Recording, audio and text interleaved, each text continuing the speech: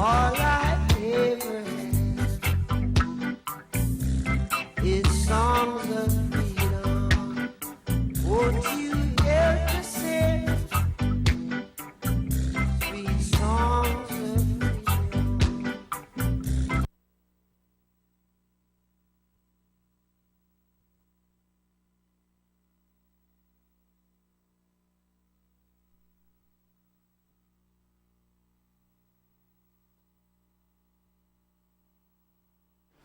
Well, good evening to you and welcome to another program of Walter Rodney Groundings. I'm your host, Dion Abrams, and on the program with me this evening are my two colleagues, Brother Desmond Trotman and Brother Takuma Uwense. And together we'll be talking about current issues in the political landscape of Guyana. Welcome to the program, gentlemen. Good evening, Peter. All right, before we begin our discourse, I want to urge all contractors and householders to contact Prems Electrical of 177 Alexander Street, Lacey Town, for a wide range of residential, commercial, and industrial electrical supplies.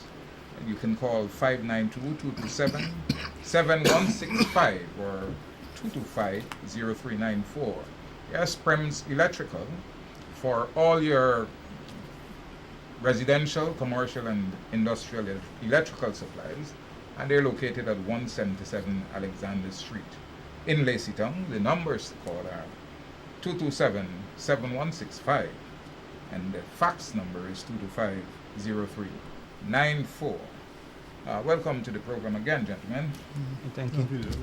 The big thing in the news, well, one of the things is that Mr. Harmon, Joseph Harmon, has intimated that there is a likelihood of a commission of inquiry into the 2006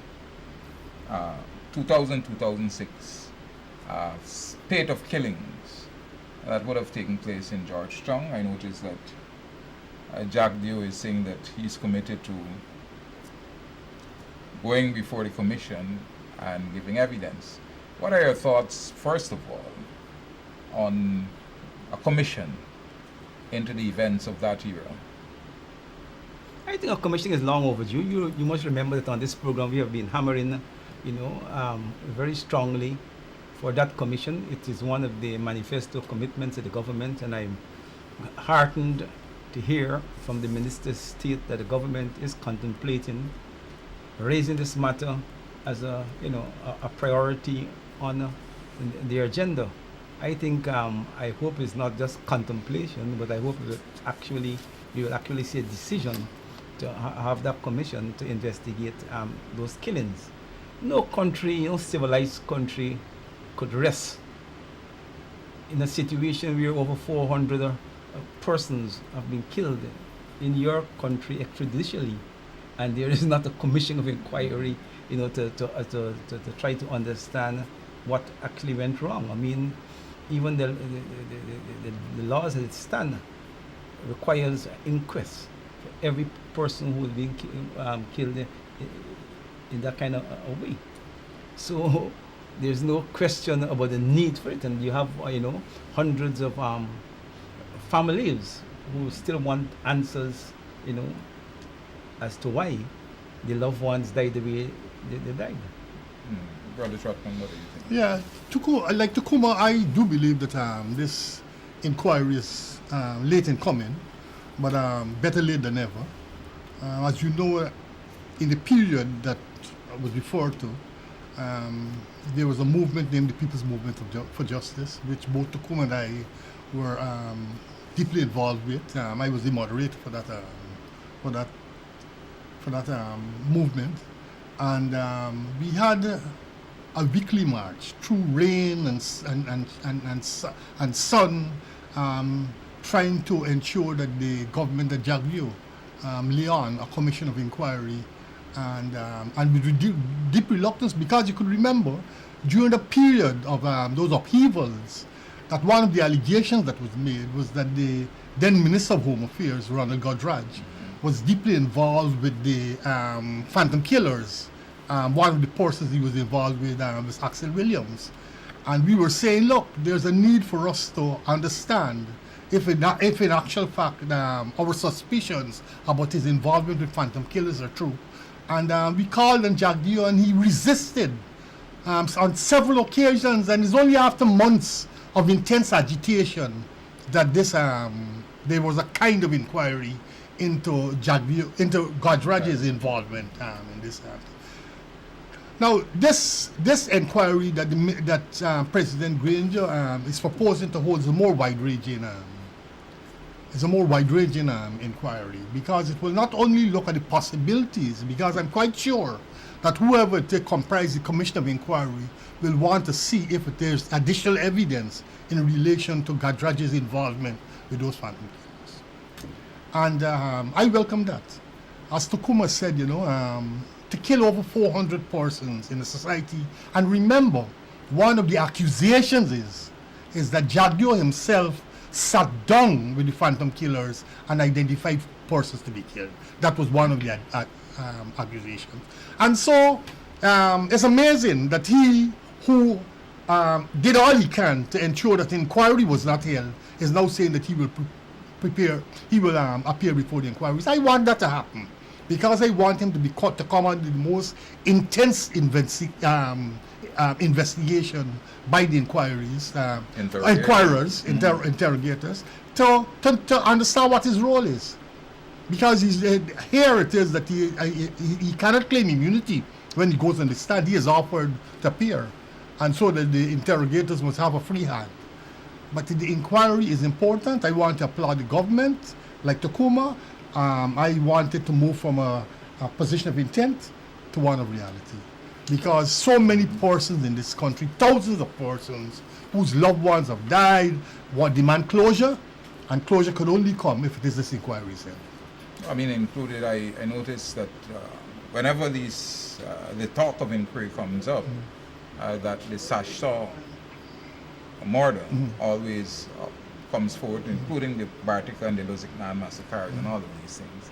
Apart from the thousands of the hundreds of people that would have disappeared, and we can't really say where they are, even their bodies up to now. But in light of all of these things and the seeming willingness for both sides to have this inquiry, you were saying it will put closure to a situation. We've had several inquiries before, but it seems that they're just for cosmetic purposes. We don't get the findings, any details in particular from the findings of these reports, and then there seemed to be no action subsequent to the inquiries that would have been held. Are we going to have another such situation where the state's resources are utilized for such an activity and then nothing comes of it? Well, I don't know if it is accurate to say that with the previous inquiries, the nation was not informed about the findings. I think on most of them were informed. But I think action that people expected has been slowed. Yeah. In many cases haven't been taken and slow to come. I think that any inquiry in any society depends a lot on the vigilance and the willingness of the citizens, both the political parties, civic society, to ensure that what was set out to happen. You see, governments are funny things, funny creatures, And while they may take initiatives with a sense of politics as they see it. And if the situation suits them, and they feel the timing seems to be wrong, or something develop in the course of the process that alter their political view of the situation, it tends to slow march on these things.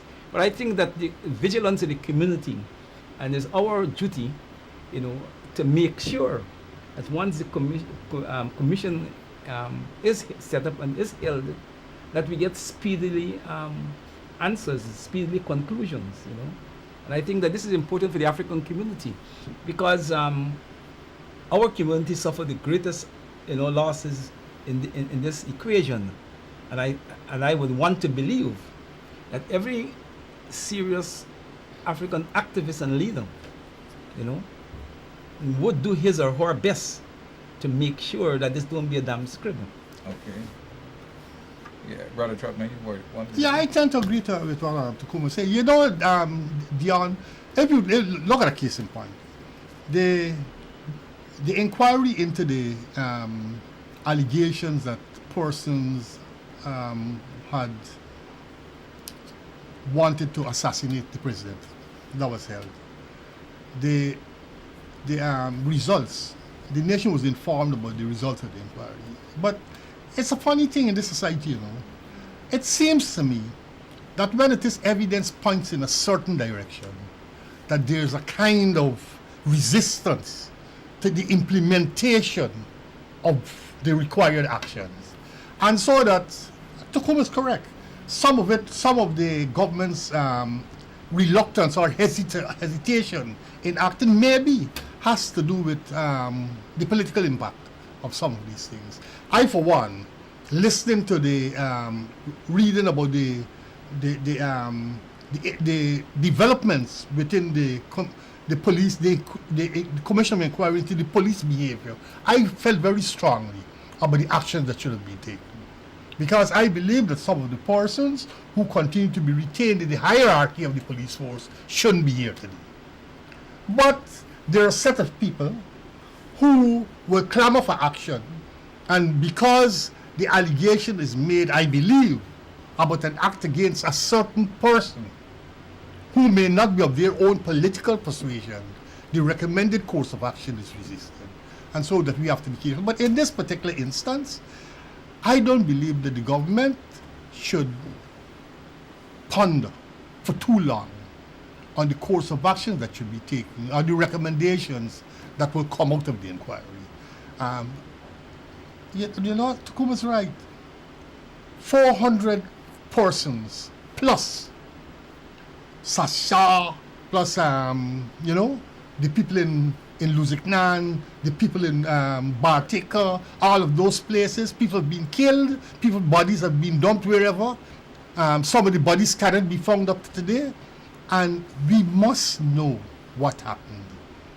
And if it is those recommendations, when they are made, point to complicity by certain persons, even at the highest level of government, even at the highest level of the previous government, this government must take action.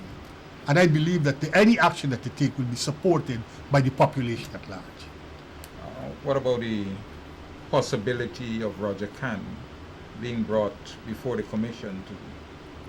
Well, you could recall that in the Roger Khan's trial in America, strong evidence was pointed at him being involved in some of those extradition killings. Ronald Waddles particularly, strong evidence was pointed against the minister, Leslie Ramsamy, and all of those persons' involvement, because this thing shows that there was complicity on a wide scale in this matter.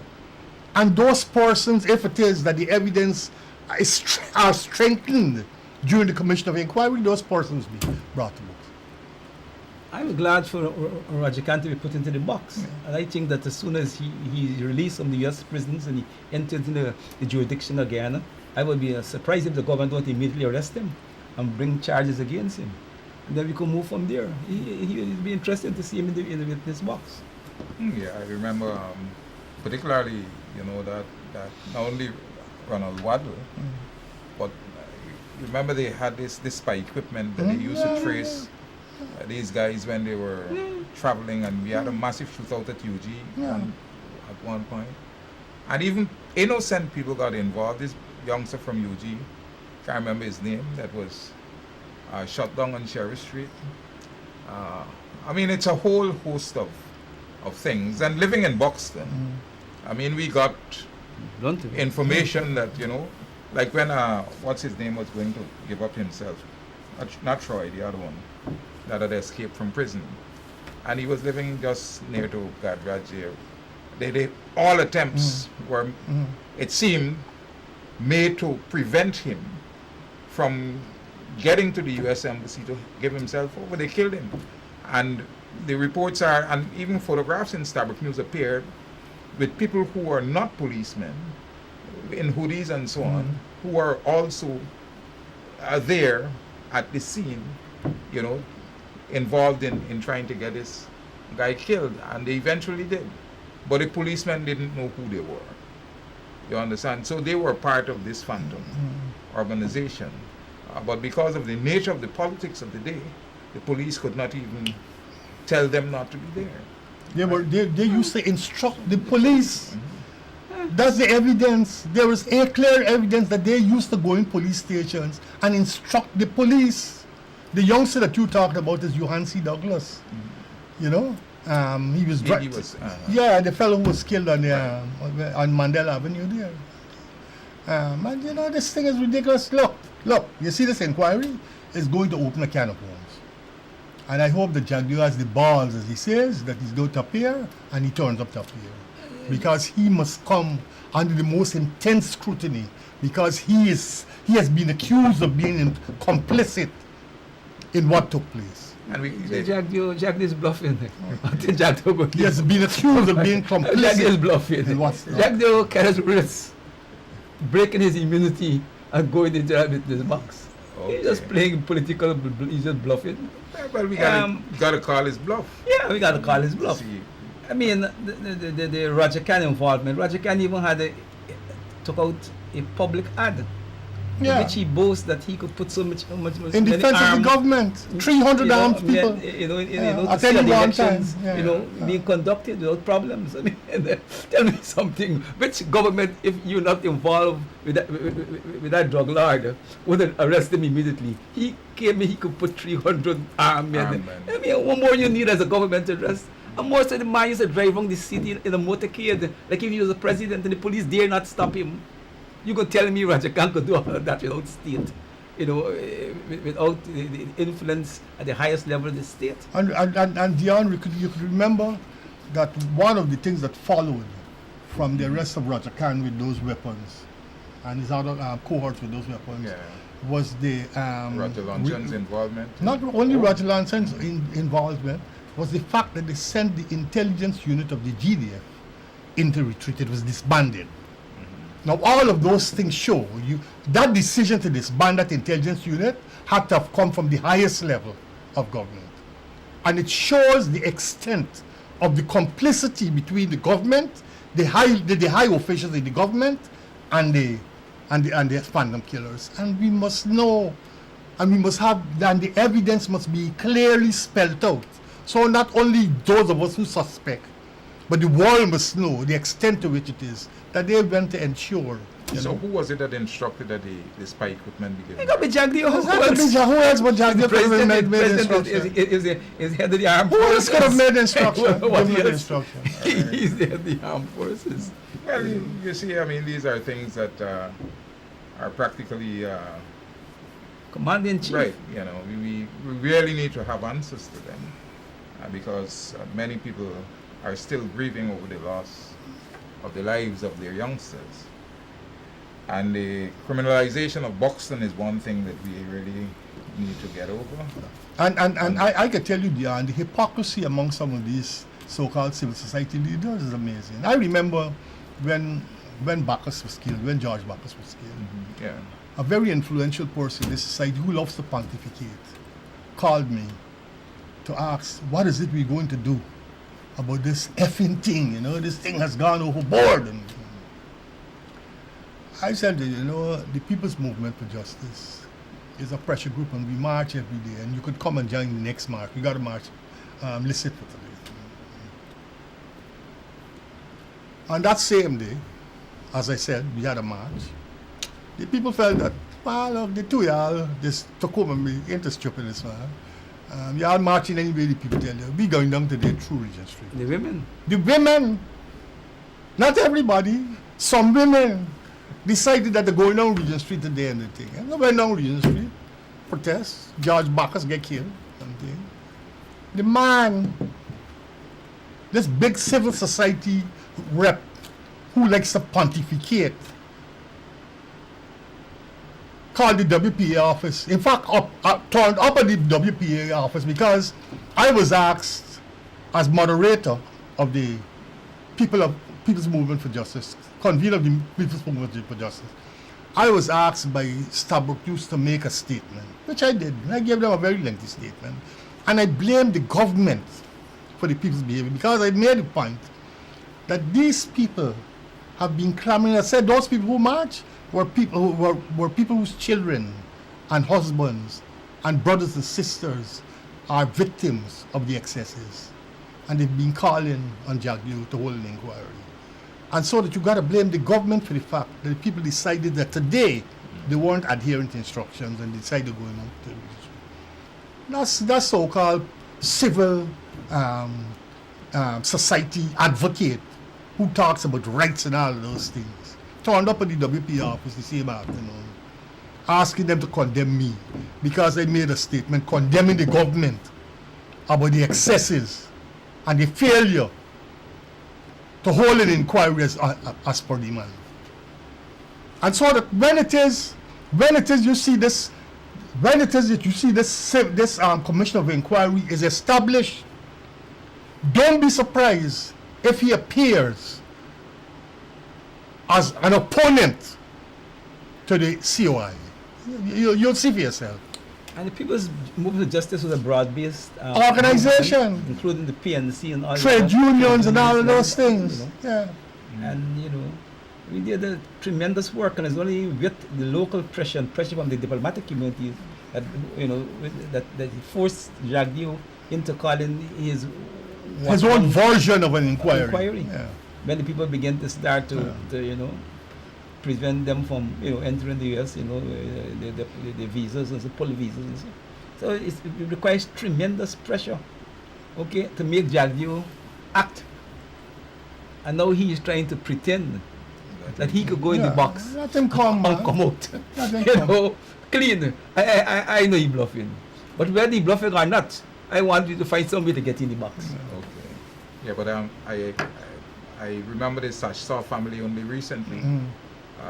Lamenting and actually pointing fingers in the direction, in the PPP's direction for the murder of their husband and brother and so on. Yeah. So people need answers, and obviously the inquiry should be able to give some kind of relief to those who have been clamoring for answers to the questions that they've had for quite some time. But to remind you that all contractors and householders that you can contact Prems Electrical of Alexander 177 Alexander Street, Laceytown, for a wide range of residential, commercial and industrial electrical supplies.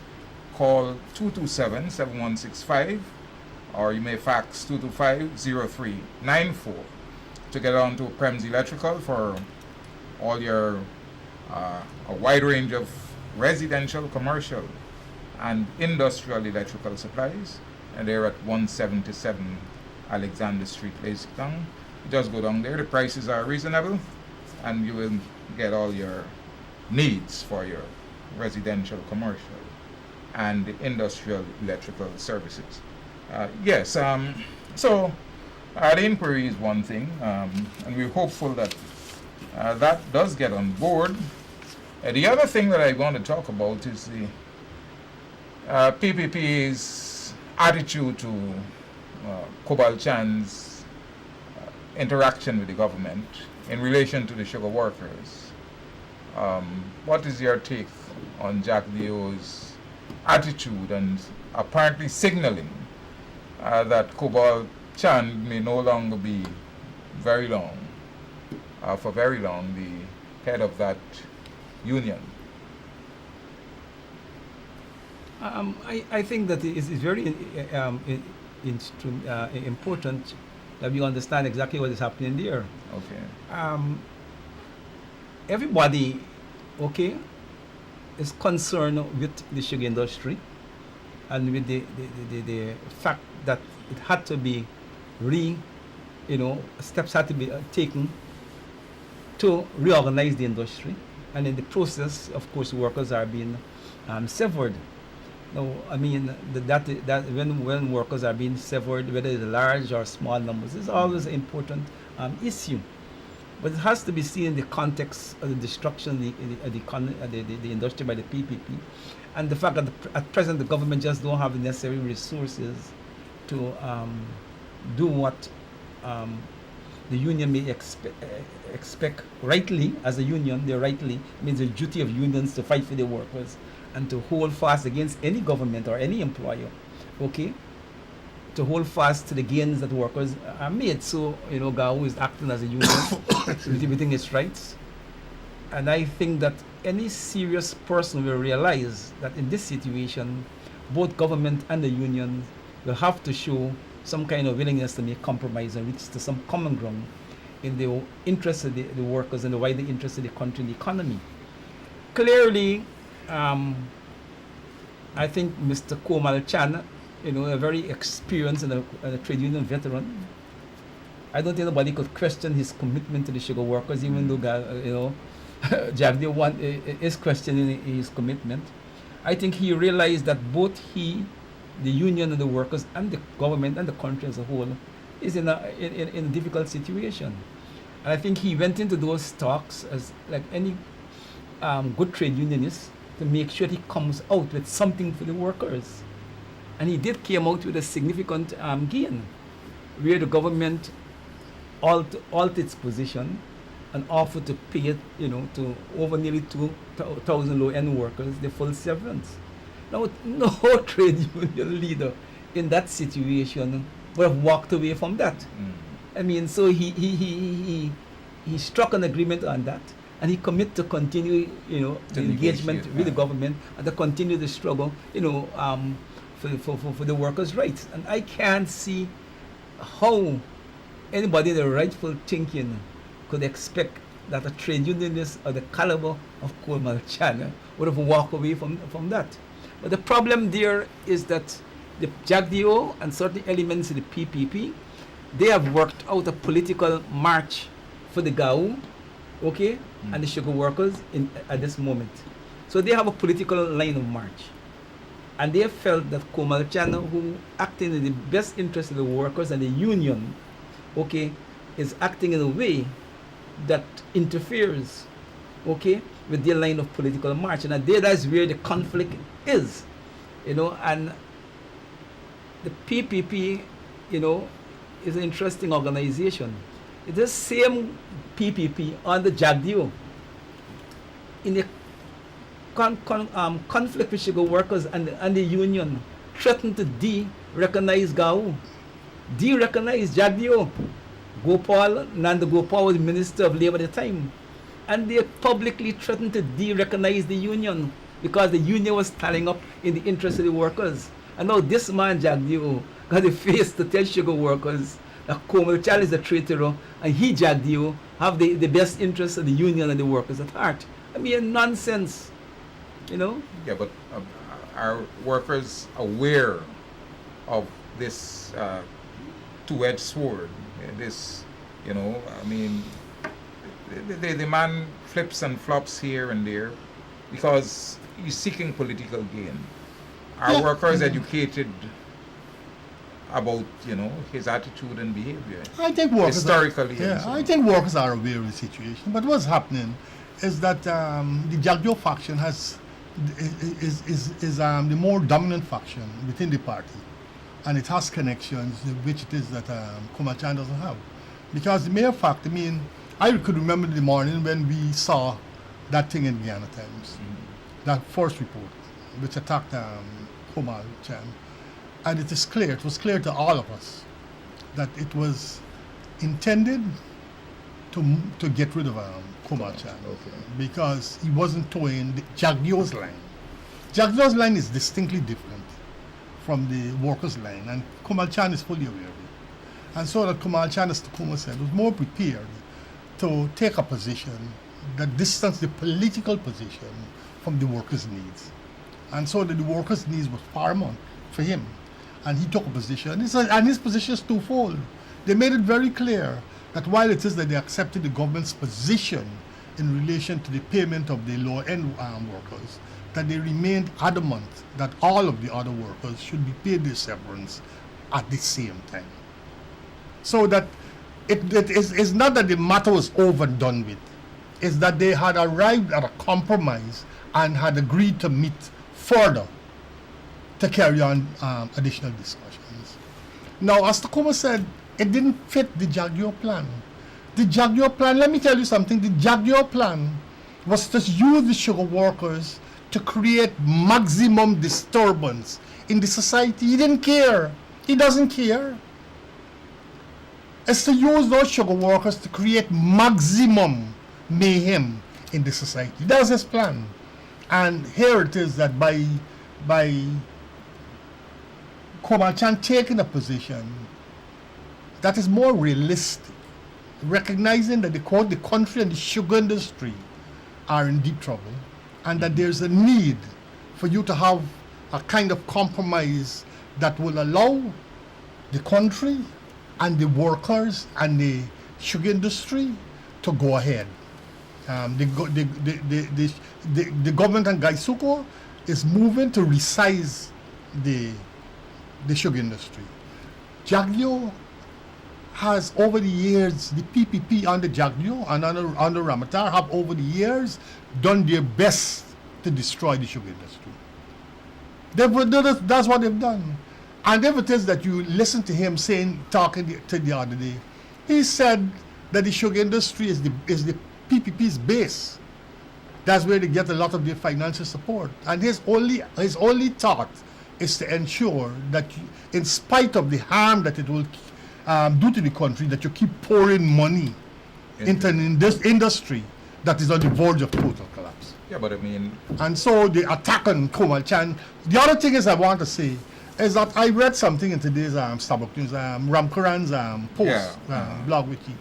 And Ramkaran was given a kind of background on Komal Chan's performance over the years, and he made it clear that Komal Chan has always had an independent mind in the PPP. So in the last Congress... And in fact, as a result of his independence of thinking, they moved to get him out of the leadership because he's no longer the executive of the party. And I agree with Ramkaran that the idea here is to get him out of Gawu and to put somebody who they believe is more malleable and will carry out their instructions into the leadership of it. And so that the country, they're going to succeed in terms of getting Komachan out, unless there's massive resistance by the rank and file of the union. Unless there's massive resistance by the rank and file of the union, they're going to succeed. And then they're going to put somebody, maybe who the person they have in mind is this fellow Irfan Ali. Maybe. How does Irfan Ali configure in the union? No, he's first and foremost a party person. Okay. He doesn't necessarily have to be a trade unionist. He has to be a party person willing to carry out Jagyo's instructions. Okay. And that's how he configures. All right. I got the picture, but I mean, Gawu has been, over the years, we've had issues with Gawu and its PPP line in terms of the sugar industry, apart from the fact that at times the ambivalence in the union itself. But it's laudable that they can recognize now the fact that the union, the industry is in crisis, a crisis which really everybody understands is not one that this government is responsible for. About the PPP, I am happy that the government has taken the initiative to go into the sugar belt to counter all the claims that Jack Deal would have been making at Enmore and all these places that he. And in spite of the protests, they're insistent on continuing the meeting. I was listening to Minister Ramjatan and his very profound demolition of Jack Deal's, words of disaster and condemnation for what is happening in the sugar industry. And the question, as we have often raised here with Professor Clive Thomas, the money from the European Union in relation to the industry during the period, remember the EU had decided to cut the sugar levy and all of that. And as a kind of recognition that it would have affected the industry and affected Guyana as a whole, that they have been pumping monies into the industry for the very thing that the government is trying to do now, reorganization of the industry. And none of that money Yeah, you don't know what's went into happening. the man. industry. You don't know what is happening. Billions of dollars. So how is it that Jagdeo can now come to tell us and to make it appear that he always had sugar at heart and the workers of the sugar industry? You got to understand Jagdeo. Jagdeo has one thing in his mind, Paul. He has one thing in his mind, Paul. He is not an advocate of truth. Okay. His advocacy is about getting back into power at all costs, and so that he wants to use this crisis in the sugar industry to foment serious unrest. As I said, not only in the sugar belt, but in the country as a whole. He wants to foment unrest in the country as a whole, so that he can walk back into power. That's how it is that he has seen this thing going, and so that the niceties that we want to relate to, he has no business, he has no intention to relate to. As far as he's concerned, his hands are clean. He did all that is right, even in spite of the fact that the evidence shows differently. And he's firmly focused on 2020. For him, 2020 is the thing that is, as he believes, is going to resolve this problem, because it's going to get him back in power. And that's how he sees the situation. So everything for him, misrepresentation of information, leading the people down the path to, not glory, to unrest and all those things. That's where he's going. He has worked it out in his head. It's the only thing that, as far as he is concerned, will get him where he wants to go, and that is back into the power stream in 2020. Yeah, but we even remember that after the AP and UFC came into power, that attempts were made to even further carry the industry down when they found those pieces of metal in the loaders at Skellon, was it? That would have practically destroyed the machinery in their factory. And those things are the kind of things that we know are PPP tactics. Am I going all the way back to the 80s and so on, when they burnt the cane fields and all of these things, and basically crippled the rice industry, when they told the farmers not to plant and all of these things. So we are seeming to go back to an era where the attempts to prevent the economy from making the gains that it can make by positive intervention from the administration is the game of the PPP. And I don't know if that is part of being in some way patriotic to the country that you claim you want to serve. How can we reconcile the opposition leader and his party trying to pull down the gains, or to prevent the country from making progress, so that they can simply say to their people, look what is happening? And then we also had the crisis where they were holding foreign currency, to make it appear that there was, some kind of shrinking in the economy, and there was a crisis where foreign exchange would have been concerned. And the government had to step in and to take, threaten that serious measures would be taken against the perpetrators of those acts. So we are finding that from one strategy to the next, all of the strategies of the PPP are aimed at some kind of destabilization and some attempts to hinder progress in the economy, which will benefit people at all levels of the society. And I don't know if that is what you may want to call real politics. Well, it is real politics as far as they're concerned. But it's very unpatriotic behavior.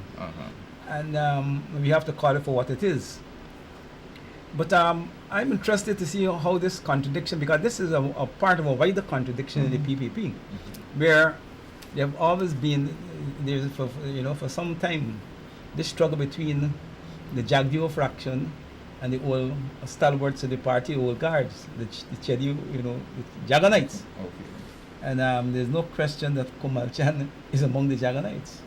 And so the party, as much as they try to pretend that they're united, there's serious conflicts within that organization.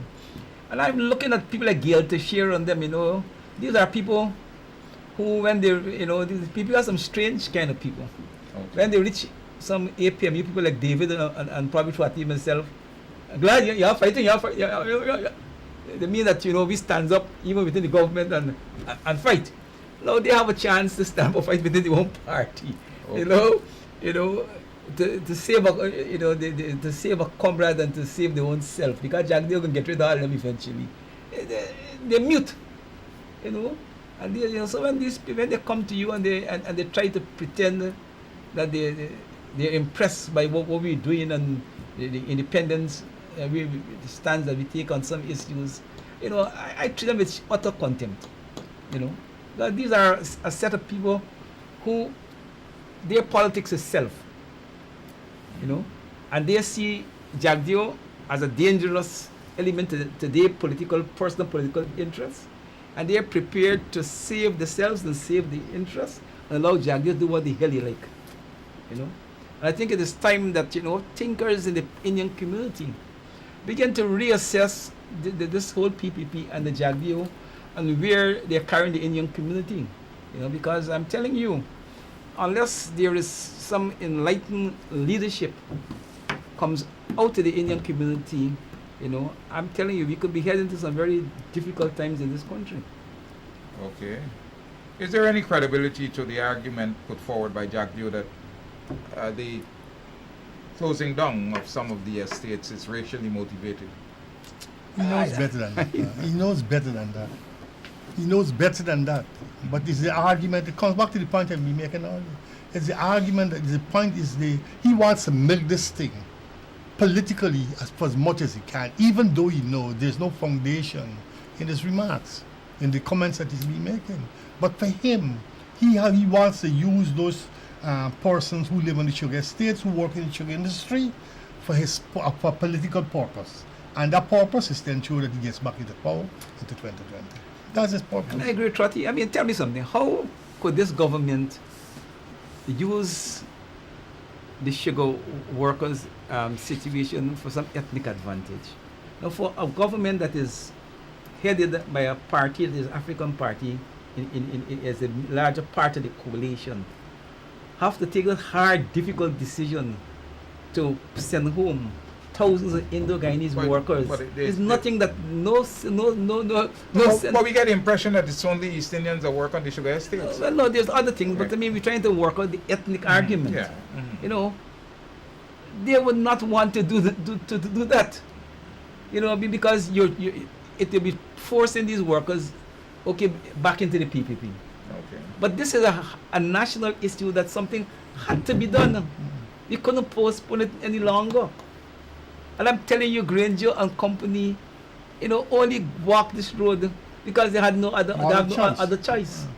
So there's no question of racial motivation here. The motivation here is to save the Guyanese economy and in the long term to reorganize the sugar industry so that they become a kind of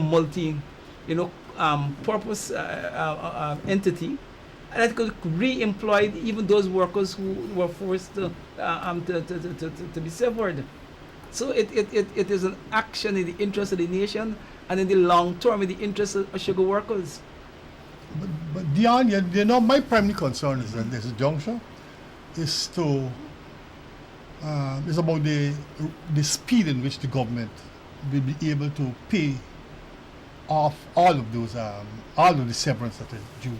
And in fact, I was listening to Godfrey Station, the Commissioner General of the about GRA. the taxes down here. Right, and in fact, he was making the point that if it is that they're able to pull in all of those unpaid taxes, taxes from and the thing is that one of the things that must be known is that the people, some of the people who are tax dodgers are PPP supporters. Some of those big businessmen, some of those big businessmen who are in corrupt transactions are PPP supporters, and so that they benefited. Do the right thing and pay your the taxes due, and let the government get the money so that they could pay off the Yeah, but apart from those, Gaisuku mhm. is one of the agencies that possibly is the workers' monies were deducted from and weren't paid over. Under the previous regime and under the previous Gaisuko administration, monies were being deducted for NIS, for taxes, and a whole lot of things, and they were not being paid out. Yeah. I remember as a parliamentarian sitting on the Economic Services Committee, and appearing before us was this Gaisuko management team led by Raj Singh, who was, enjoying amazing benefits. And they were speaking about the situation in Gaisuko. And it became noticeable to me that nobody was making reference to the liability question. And I raised it, and they were taken aback, because they were hoping, I sensed from their response that they were hoping that they could have gone through this meeting without any reference being made to the debts the debt burden that they have. Mr. Carl Greenwich at the time was chairing chairing the committee, and he demanded that they speak to the issues. And what they told us was the debt burden at the time was amazing. Gaisuko was crippled. The old GAWU, the old NIS, the old banks, it's amazing. It's amazing.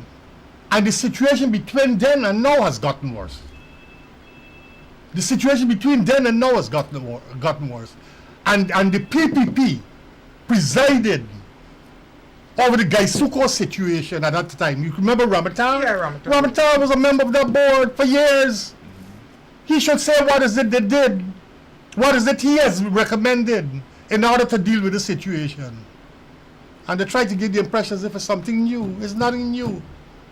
Yeah, but I spoke with, I made it the point on this program that people who are senior functionaries in Gaisuko, that all they could do, because they were aware that the EU was pumping this money into the industry, but all they could do was whisper to themselves, where the money going? What happened to the money?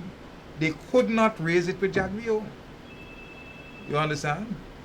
Because, I mean, the response that they got, the fear that they had, of the man and the way the PPP was carrying on, that they could not raise the issue of the EU money, which they knew, was coming together, but was never being put into the industry. Jagbio against the best available advice went into that Skildon fiasco, pumped hundreds of millions of US dollars into that thing. And it's one of the reasons why the Gaisuko's at the state that it's at today. And he could only do that because it gave them a chance to steal tremendous amounts of money. It's not, you see, it's not economic mistakes. I could see governments making economic mistakes, even big ones. But I'm telling you, that's not an economic mistake. That was a well worked out plans to rob the state of millions of dollars. Yeah, And I can tell you, in some countries, the man would be locked up a long time ago. Long time ago. The evidence is very clear. They've raped the resources of this country. But they had plans to sell out Skeldon too. They've raped the resources of this country, enriched themselves, and now trying to fool sugar workers into taking positions that will benefit them again, they believe, in 2020. There is one other assertion that Jagbio made in relation to this whole question of race, that another part of this strategy, apart from the racial thing of crippling East Indians and so on, is that the situation would force Indians to flee the country, to migrate, so that the demographic scenario would change. more drastically to benefit the APNU AFC coalition in the next general elections. But the migration among Indian people, even in the best years of the PPP, has always been very high. Has always been very high. So what's the point he's making? It has always been very high. All they got to do is go and check the embassy, go and check the American embassy, and find out how many persons during the 23 years, how many Indian persons during those 23 years of their tenure fled the country. Yeah. Well, you just got to take a walk along the quarantine coast and you Hey, see man. empty houses and I think that we got to see Jagdeo for who he is. A power-hungry criminal. That's what we got to see him as. And we got to be able to deal with him when the time comes. but obviously he's pushing for this third term. Well, yeah, that's the thing. What is any information on the current situation with that court matter that would have been brought? Well, as far as I know, the CCJ is apparently looking at the situation and moving to determine how it is. They will proceed with it. I read somewhere in the papers that our Attorney General is engaging two Barbadian lawyers to lead the government's challenge to the thing in the CCJ. But that's as far as I know. And so that what we got to do, maybe hope that the Attorney General will speak to the situation, and so that we could get a better sense of what's happening. Okay, well, just to remind contractors and householders that you need to contact Prems Electrical of 177 Alexander Street, Laceytown, for a wide range of residential, commercial, and industrial electrical supplies.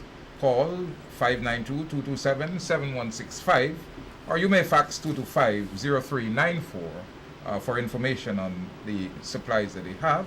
That's Prems Electrical of 177 Alexander Street, Laceytown, for a wide range of residential, commercial, and industrial electrical supplies. The number to call is 227-7165, or to fax 225-0394, and you may have all your electrical needs met. Now, local government elections are soon. We have possibly the end of the year, the projected, Trotty, you were on GCOM, what's the projected timeline for that? Well, the local government election should be held as, sometime in November. Okay. But I think that what we got to do is to wait for GCOM's official announcements. Very soon, those announcements will be made, and so the population at large will get a sense of what the plans are in relation to the preparatory work and what their commitment obligations are in relation to ensuring that they are registered on the voters list and that they can participate in the local government elections. So this year it means a number of young persons who might not have been eligible in the last elections are going to be eligible. now. Any plans for a new period of registration? All of that will be made known in the notice. And before, at this juncture, to wait the arrival of the notices, and then we can speak to it in a more detailed fashion. Okay. But what are your thoughts? Because as chairman of the Buxton Falls NDC, I get a sense that there is no urgency to address some of the concerns that people have in some of these NDCs that are controlled by the APNU AFC. There are roads to be done, particularly a lot of roads that are in real abject disrepair that were left by the PPP. And every year we write requesting some kind of intervention, and we get the sense that, the government feels, this is my interpretation of it, that okay, we can do roads in people that we're trying to win, in the areas where we're trying to win votes, but these are our supporters, and we can leave them back and they will still, vote for us when the time comes. Is that rightful thinking, if that is indeed the case? That people don't need some kind of demonstration that, look, we still have your interest at heart, and we're pushing to get things done in your favor. But I don't know, Dion. Perhaps I should start and then come Yeah. back. I don't know that that's the government's intention. I Okay. think that what has happened is that when the government took over, they were surprised at the extent to which it is that there were degradations in all of those communities, and that what they've done is try to prioritize some communities. But the thing is that the degradation has been so widespread that it's very hard, if not impossible, for you to do all of the areas, including the areas that your supporters reside in. I know that the government has been doing a lot of road building works. Sophia has benefited tremendously. Other communities have. But I don't want to say that is a deliberate plan by the government to assuage the feelings of communities, of persons in communities who are not their supporters. I think that they are trying to be as fair as possible, something the PPP wasn't doing. Because I know for a fact that when the PPP were in power, a lot of the road building exercises was taking place only in their communities. Some little work was being done in other communities. The government is trying to spread it out. I think that what we've got to do is to ensure that some direct representation is made from the level of communities, say to Minister of Communities and to Minister of Public Infrastructure. Bring it to their attention what's happening in your own communities, because I don't think that there are enough funds right now to cover the wider spectrum. But if it is that there's some representation that can be made for individual communities, maybe, I'm not saying that they will, but maybe that government will be able to earmark some funds for a few roads. But I believe it's the way to go. Yeah. I think Trotty is right in terms of what the government probably is trying to do. It's trying to be as even-handed as possible. But I think real politics will make it a necessity that you have to pay some more attention to your constituency, because at the end of the day, people who vote for you expect to get returns. Mhm.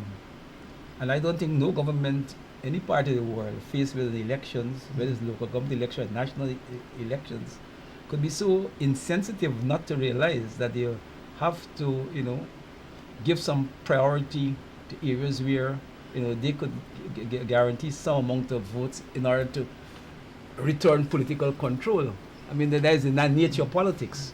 The point is you don't want them to go overboard, like how the PDP went overboard. Yeah. But I don't think. I think the government. My sense is that the government, in its planning, is very conscious that it has to do more work in the communities now than a year ago or 2 years ago. Not only because of the local government elections, but you got 2020 coming. Yeah. Whether you like it or you like it not, you have to begin to do more work in the communities. And I think they will do more work in the communities. And I agree with Trotty. At the end of the day in politics, the communities and the supporters of the government has to make requests, pile up the pressure. You don't sit down and hope that the politicians will just look after you because you vote for them. You got to, ask for your pound of flesh. And I will encourage communities who support the government to begin to, act up and demand your pound of flesh. The people of Victoria did just that, and they were able to get their road done. Go on.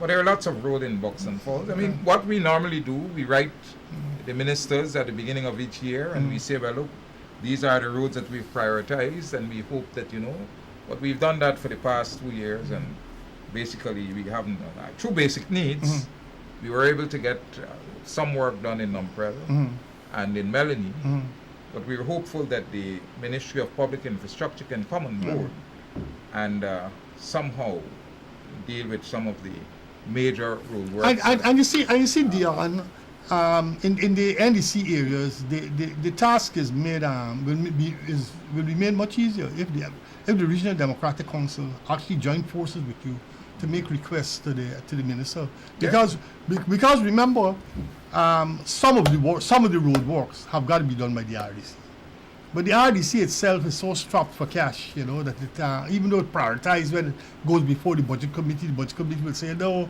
we could only give you for this or that. So the RDC should also, as not a burden, should realize that it has an obligation to assist the NDCs in order to make the representation to get things done in their communities. Yeah, of course, because well, you know the problem. Yeah, I know the right? problem that you're faced with. Right. I know.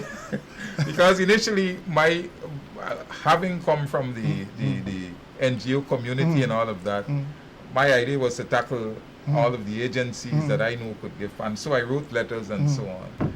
And somehow it came to the point where the chairman of the NDC was supposed to inform and coach the overseer that I'm writing to No, these man. agencies. Yeah. And so we had a whole lot of issues surrounding that. But I normally, make representation to that effect. And through that, we were able to get Some things basic needs on board Yeah. to do a lot of work in some of the communities. I'm hopeful that this year, when I write them again, that we will get positive responses. Yeah, So basic needs do get funds Right. for community development works. yeah. Right? Yeah, so that we can get some kind of intervention. And also, through that, because what happened from my communication to them and the request, basic needs actually went into the region to see what plans they had for works, bridges and roads and all of that. And they were able to sit down and to say, okay, well, you take this, we'll do that, you take that, we'll do that. And, so it was kind of debilitating to me that you're making this intervention for the people of your community and you're meeting resistance from the vice chairman of the RDC and people whom he has kowtowing to him for reasons that they themselves know about. But we are getting past that, and I'm hopeful that things are going to be better this year for the NDC, so that come local government elections, regardless of whether I'm running or not, that the AP and UFC, because they've already expressed the intention, well, AP and U to go to the elections as one group, so that people will vote for that political party and not have them lose in the areas that they would have already been winning. All right? But I'm going to continue to make that kind of intervention. But before I close, I just want to remind you that Prems Electrical of 177 Alexander Street, Laceytown, is the best place to go for a wide range of residential and commercial and industrial electrical supplies. And you may call them on 227-7165, or you may fax 225-0394. Prems Electrical, 177 Alexander Street, Laceytown, for a wide range of residential, commercial, and industrial electrical supplies. Yeah, gentlemen, well, it's been a pleasure having you on the program once again. We look forward to your continued presence here so that we can have these discussions in relation to things happening in Guyana. Thank you to the people who have been watching the program and who continue to, as we walk the streets, express their pleasure at what we're doing here. It encourages us to continue with this program. Thank you. Do have a good night.